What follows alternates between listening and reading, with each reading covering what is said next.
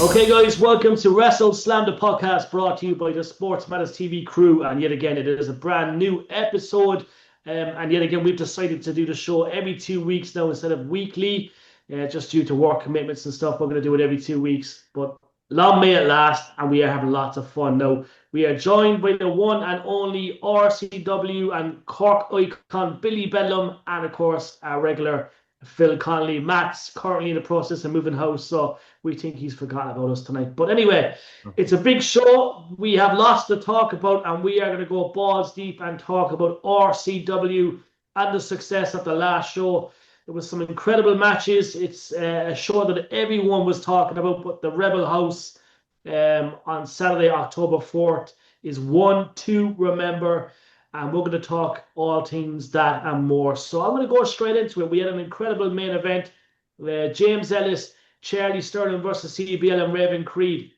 And it was, I suppose, the Welsh and Brit that came through and won that match. Now, I must say it was a great match, first of all, but it was a big victory for the lads, Billy, and they're in a post-match interview. Obviously, Charlie and James were buzzing. But listen, what a victory for the lads, first of all.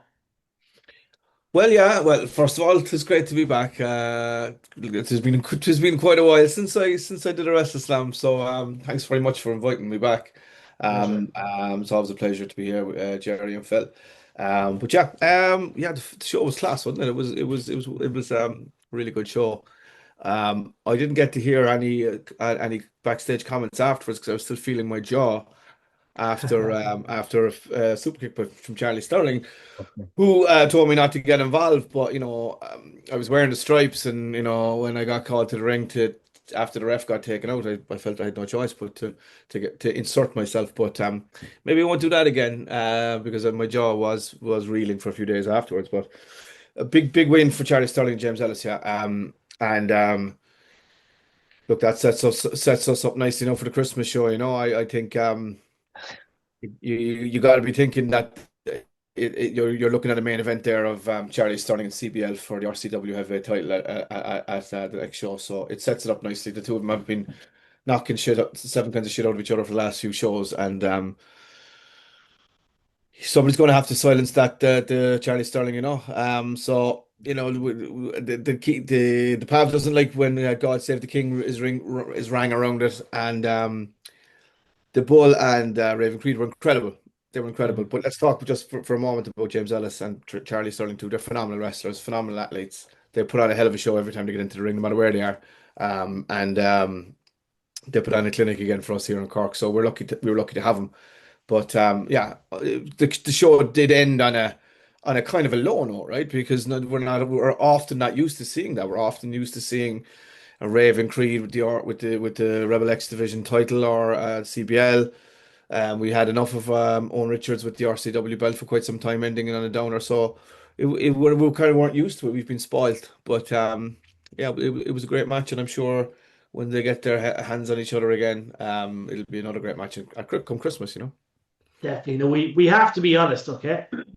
Charlie Sterling is probably the best talent in the country in Europe right now that's not signed. Yeah. He's a specimen. I always remember that match. I'm going to say the keynote. I think it was LJ. It was LJ Bush, and it was Charlie Sterling. The last ever show, I think. Yeah, because I've been watching Charlie for years. But listen, and I'm going to get on to James in a sec, but Charlie is absolutely a specimen to the half. I know he hurt your jaw, Billy, and I know we put that aside. But listen, what an absolute athlete. He's had a couple of niggles over the years, a few injuries, but he comes back better and bigger than ever. Yeah. And he's just incredible. And like you say, we are absolutely blessed to have this man in Cork. Yeah, well, we tried to get him a lot more often, as you alluded to. He was injured for quite some time, and we've been back and forward for a while. But he was always a pleasure to deal with from that side of the business, right? And very informative, and always being telling us what was going on when it came to surgery and whatnot, or if he wasn't able to make it because of an injury. So an absolute pleasure to deal with in that regard. I think like the first time I saw him, it was wrestling Michael May in the National Stadium at a Contender show. We're going way back. I'd say 8 or 9 years ago. maybe and at that point he was probably the best wrestler I'd ever seen just live, if you know what I mean, because I was only just getting into promoting at the time. It was very, very start of Phoenix. But the match you're referring to was we obviously with Butch Armstrong and LJ Cleary for when we crowned our first champ.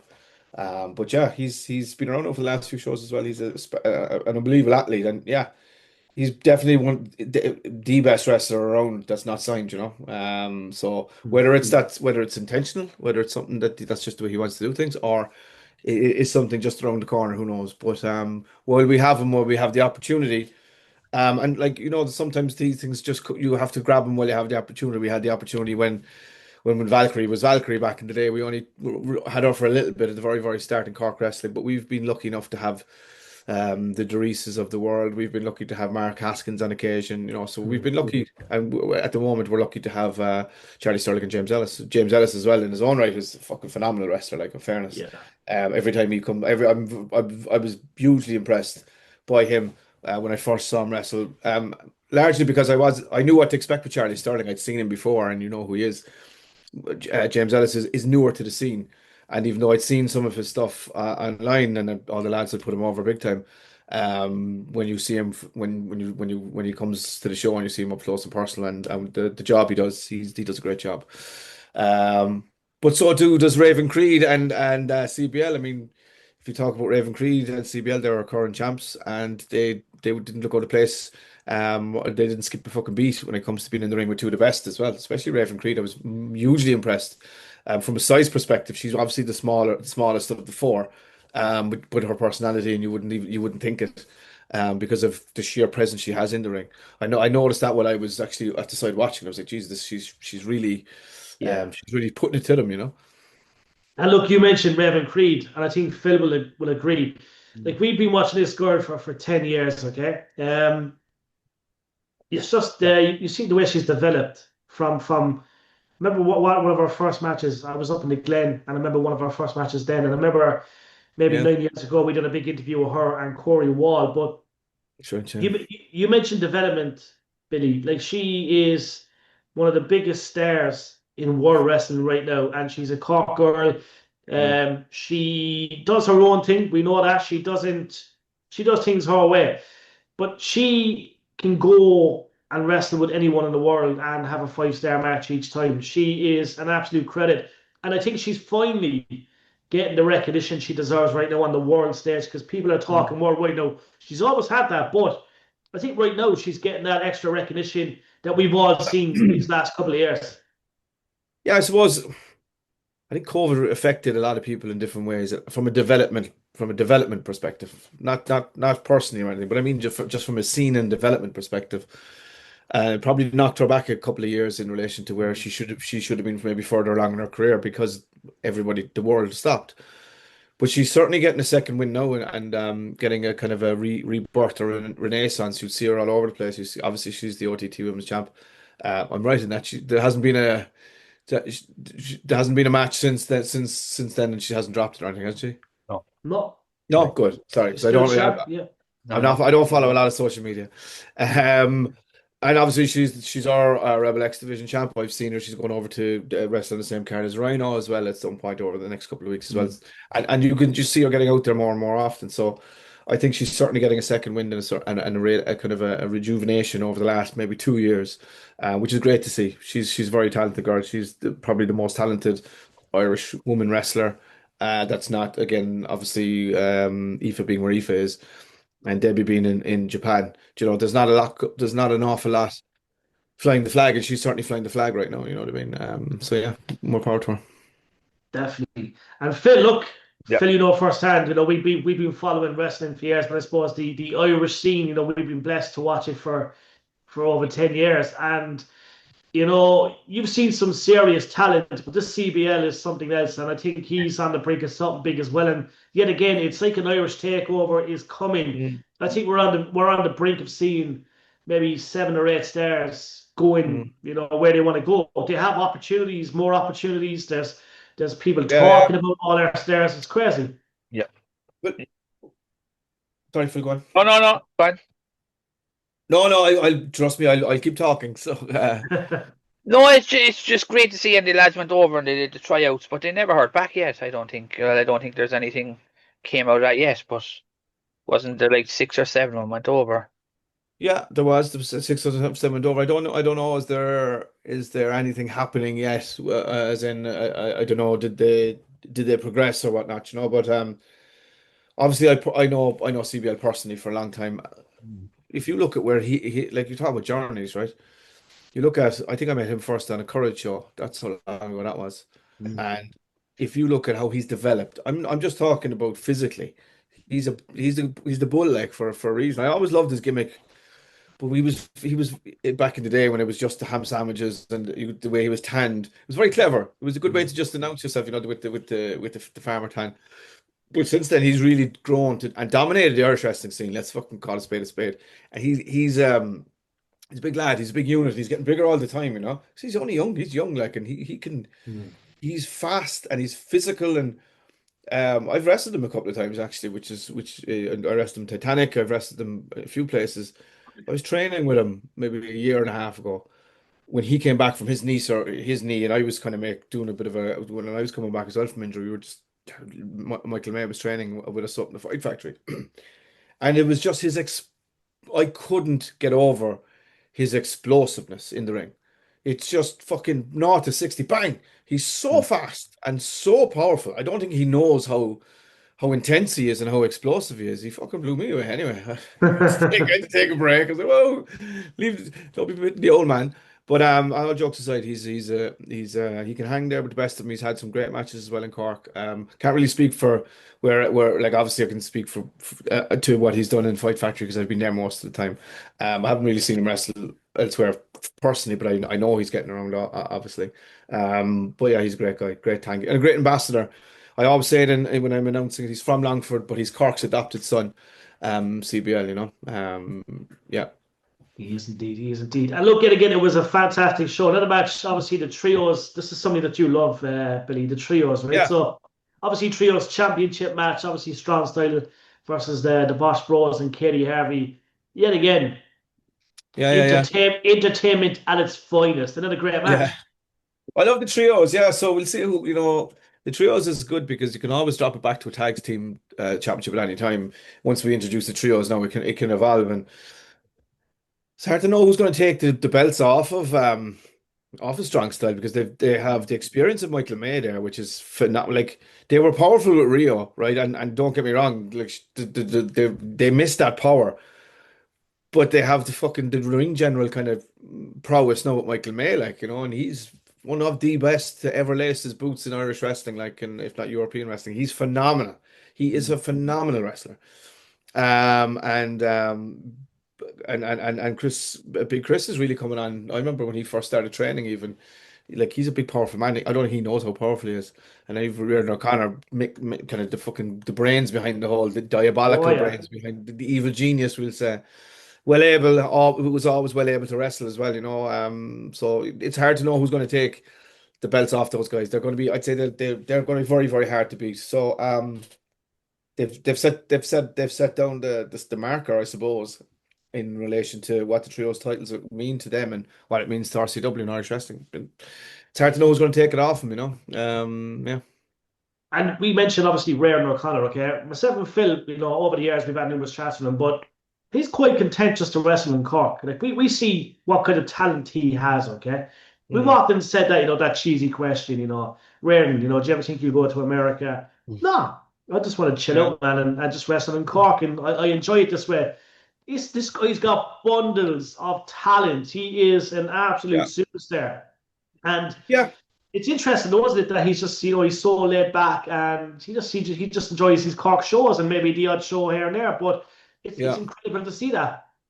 He does, yeah. He's I mistook his now that I know him, and I know him years, but when I first met him, I mistook his laid back style for a bit of laziness. But it wasn't. It's only when you get to know him then you kind of go, oh, no, this is just his laid back style because his work ethic is fucking phenomenal. He's in great shape. And his work ethic in training and his work ethic in around the ring is never questioned. But yeah, he's like everyone's life is different too. Like, people have responsibilities, people have stuff on. I think he looks at wrestling as as a kind of a very good hobby, and he certainly has the talent to go elsewhere, but some like it's not a wrestling full-time career is hard. It's Yeah. not for everybody. You see LJ Cleary there, who's just after getting injured. Look, that'll break your heart. He's out for the rest of the year. That's his full-time job. Mm. And he's resting everywhere, but not everyone can do that, so he's probably in a place in his life where he's happy with what he's doing here. He's one of the top draws in Cork.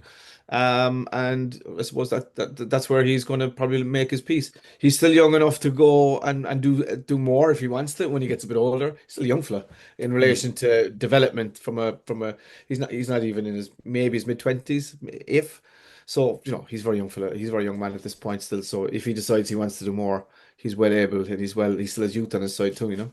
He does. Yeah. And look, we mentioned obviously Phil, Chris Connolly, and Michael May. We yet again, Chris Connolly is definitely, in my opinion, one of the most improved wrestlers I've seen on the scene in all my years of watching wrestling. An absolute powerhouse. But Phil, he's making some serious noise, isn't he? Yeah, in the last 6 months, he's probably the most improved on the roster. I'd agree with that, yeah. Those belts have taken him to a new level.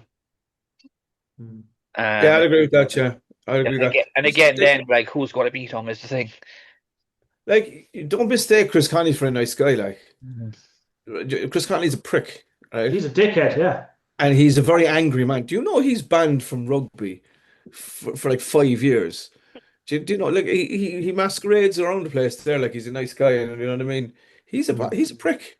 And he's a very fucking angry man. I mean, they should have banned him for 10 years, if you ask me. He often got in my face as well. I'm fucking telling you now, Chris Connolly, you wouldn't want to be fucking getting in my face again. I'm not afraid of you with your two fucking henchmen.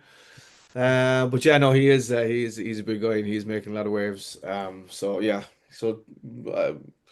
it's going to be very hard to see who's going to fucking take the belts off the two boys in fairness, or the three boys in fairness.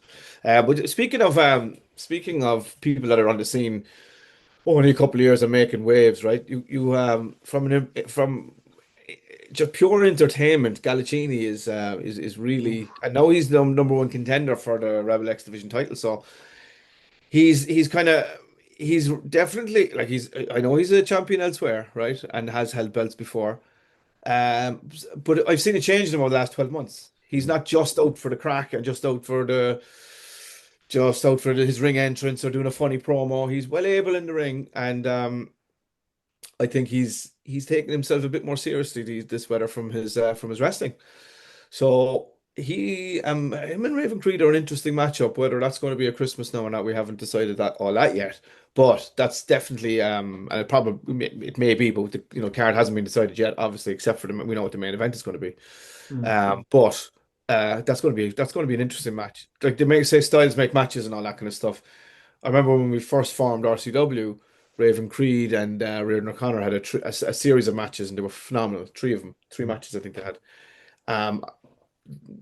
Galaccini is capable of performing at that level as well, I believe, and he's certainly taking himself more seriously than he's going to take that belt seriously. And Raven Creed was going to take him seriously too. So that's going to be a hell of a match whenever we get to see it. I just got a flashback there. You mentioned that. Was it Reardon or Chris Connolly fucking power slammed Raven Creed clean into the canvas, and I was like, "Fuck me, that sounded bad." Was it? Was that Aquino? Yeah. Was it? Yeah, no, there was a really big power slam, and I was like, "Fucking hell, how wasn't that person being killed?" But no, it was just the technique was so good, you know what I mean? But it was I remember. It might have been in the Circus Factory because I remember a very hard hitting match between them.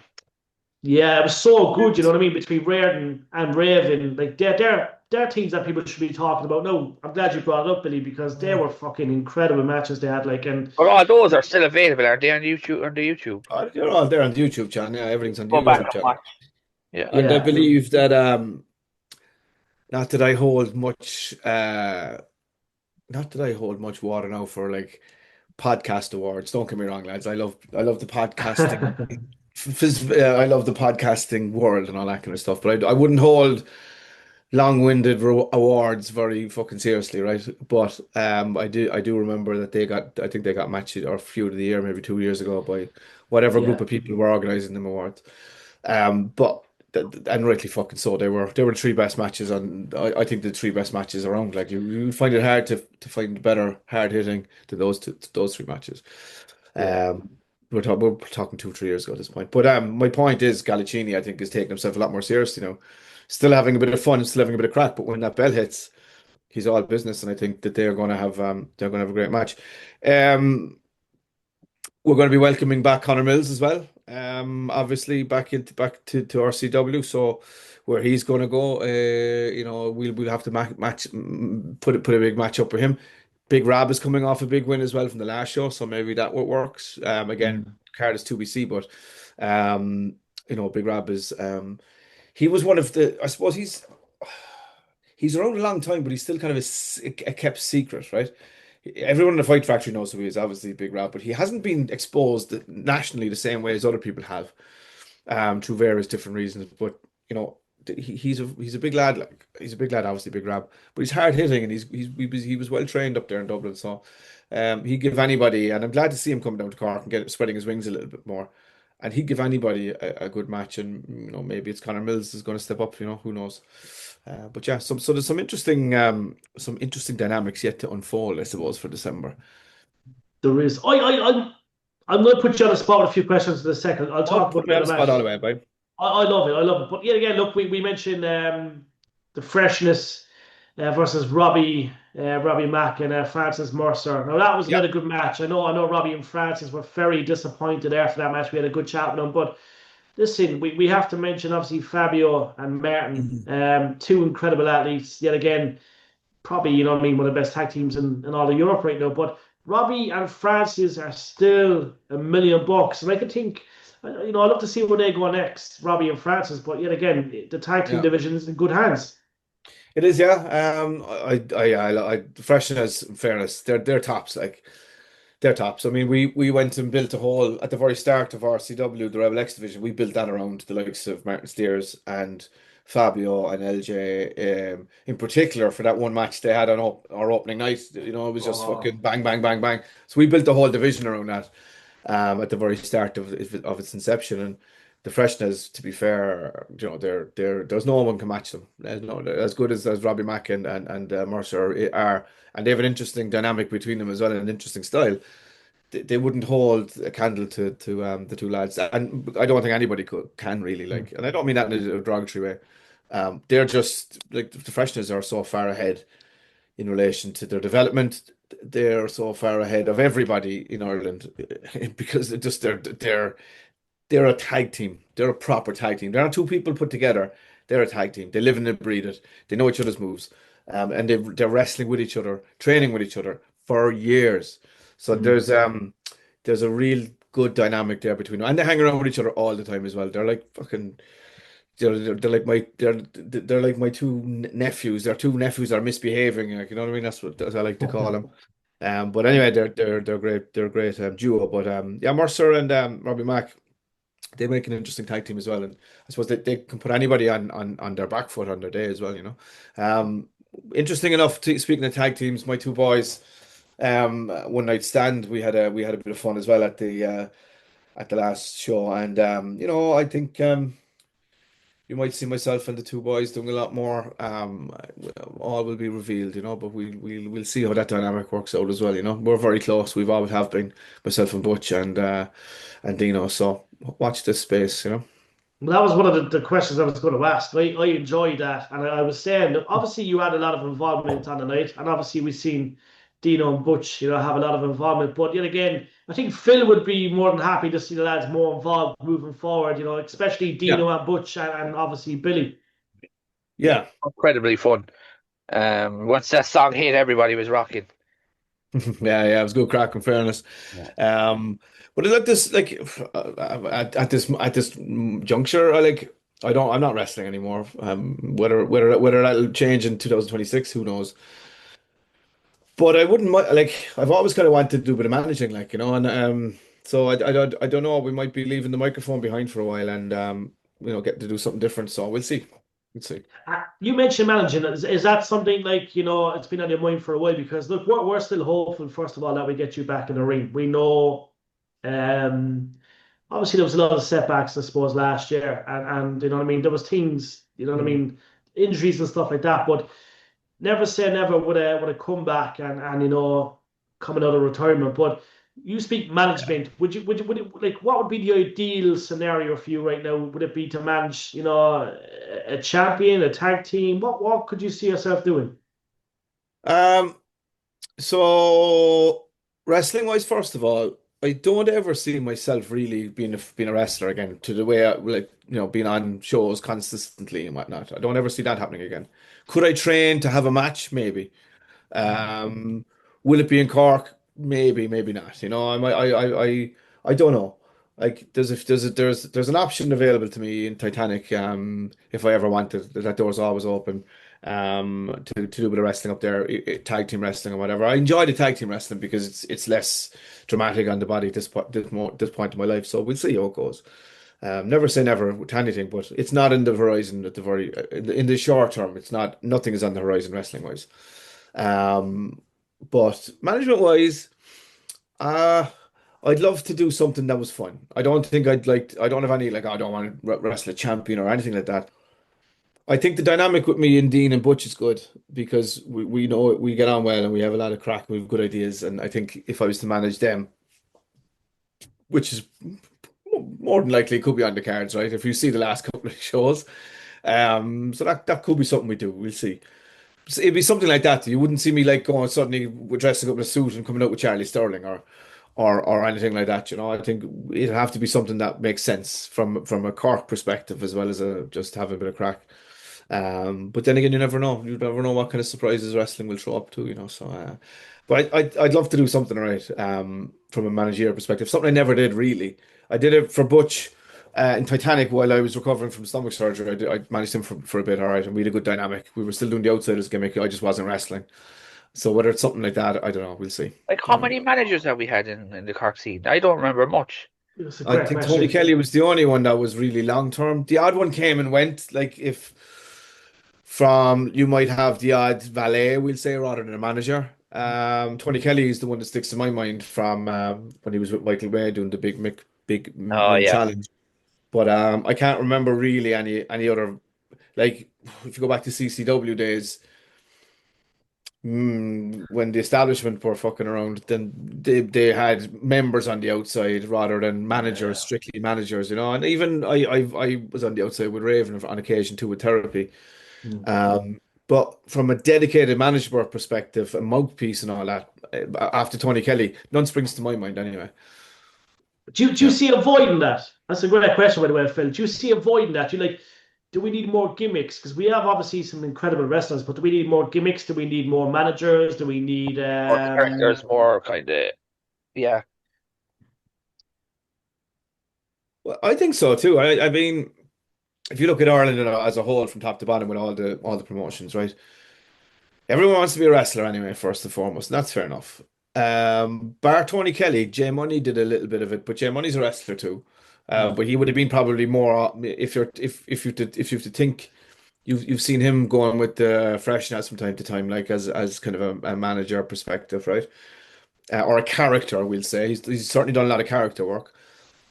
Not too many outside of that. There's probably some I'm forgetting about, like, but you're definitely counting them on one hand, like.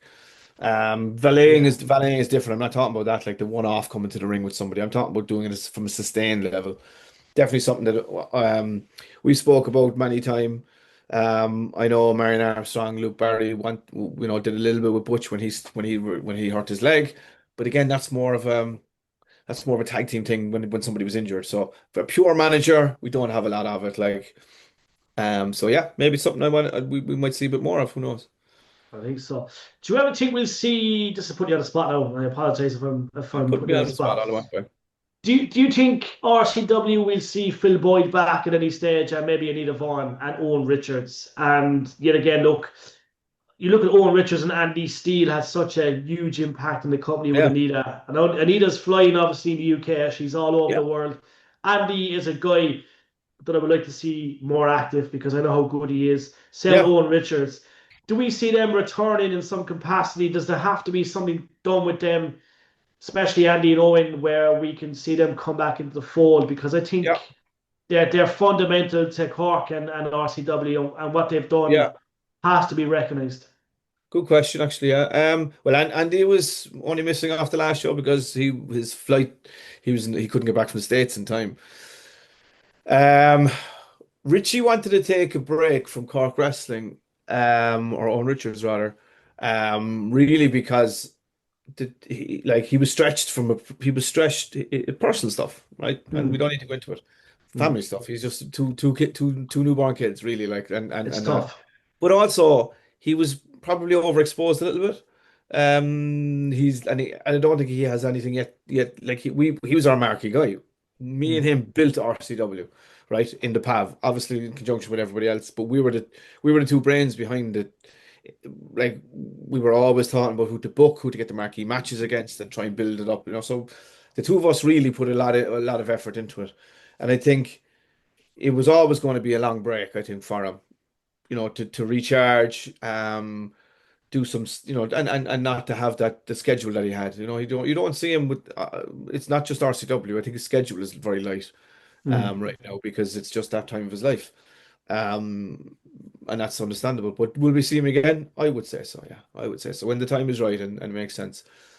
Phil is obviously hasn't wrestled since he broke his leg. Like it would Mm. have killed Phil not to wrestle on his own show there or the anniversary show a couple of weeks back because he still hasn't got the all clear. Um, Phil Boyd is always always welcome in Cork. Phil the Trill, Mm. always welcome. And Eva Vaughn might be a little bit trickier, from a scheduling perspective. But again, she's a hometown girl. And yeah, I would just from a scheduling perspective, it's probably tricky, but trickier. But I would say that you definitely like she will probably make a return at some point. Makes sense. It'd be huge. It would be Yeah. huge. Yeah. And I think they obviously the Phil Boyd gimmick as well up to that injury was unbelievable. Where he was the sit down you peasant, and there was King a really Phil, good gimmick. fuck's sake. King Phil, yeah, that was a really good gimmick. That was working well. Obviously that I injury loved came. it. It was a I loved it. I magic. loved it. I loved it. Yeah. It But was magic. one thing I will say to you is obviously we've not announced them yet, but I'm just looking at them there. One, two, three, four, five, six, seven, eight. There's 8 shows booked already for the PAF next year, right? So season tickets are going to go on sale in the next couple of weeks. So we've upped the amount we're like this year was a little bit of I won't say rebuilding, but just from a structural perspective, behind the scenes, we were doing some work, right? It's gone fabulously well. So I think from next year now we're going to kick on, do some more shows, do some more events, more than we were doing. And also I think you're going to see some all ages events from an RCW perspective as well next year. So we're possibly going to try and just do not only do them, we're possibly going to try a matinee in the PAV for younger from all age, but we're definitely also going to branch out in different areas around Cork. So Cork City, North Side, South Side. So more not to be announced, but you're going to see a lot more. RCW is ready to do a lot more in 2026 than it did in 2025. Structures changed backstage, and that's all gone very well. So we're ready to kick on again. Love it. That's great news. That's exciting news. Phil, we have about 2 minutes left. Do you want to get anything out there before we wrap it up? I suppose. I took your whole time. Sorry, lads. No, that's what we want. That's what we want. No, it was good fun. But the big story of the weekend is the Dudley boys retired. I know people probably say, "Oh, they retired years ago," but they've officially retired. It's a weird one because I don't know if the team are retired or is Bully retired as well. Yeah, They've had more interesting. retirements than myself, which is therefore I can have another one. Well, that's encouraging for us to hear that, though, because we want you back. But anyway, AJ, Me and Bully Ray will do a tag run. oh, that'd be nice. AJ Styles also announced retirement in 2026. Is that going to happen? It looks like it. I suppose he's done a lot of money in the bank. Yeah. Seems like a family man, can offer a lot more afterwards, maybe as well, Yeah. Interesting. What has he got left to do? Like he's nothing to prove. He retired the Undertaker, or he was in the Undertaker's retirement match. He's fucking done it all.